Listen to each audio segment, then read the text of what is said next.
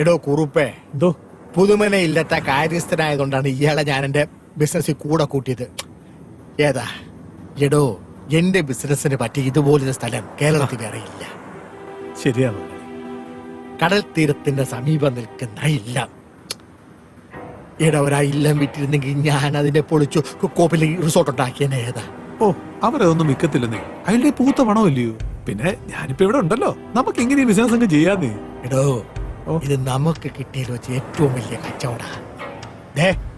സൂക്ഷിച്ച് കൈകാര്യം ചെയ്യണം. ഉറപ്പായിട്ടും. ആ, അപ്പൊ കുറുപ്പ് പോയിക്കോ. ഓ, ആയിക്കോട്ടെ. കുറുപ്പ് അറിയാം. മുതലാളിക്ക് എന്നാ ഇവനുമായിട്ട് ഇടപാട്? അയ്യേ മാത്യു, മത്തങ്ങ തലയാ. എടാ മണ്ട, നീ എന്നെ പറ്റി എന്നാ കരുതിയേ? എടാ, ഞാൻ ഈ നാട്ടിൽ വരുന്നത് പെണ്ണ് പിടിക്കാൻ വേണ്ടി മാത്രമാണെന്നാ?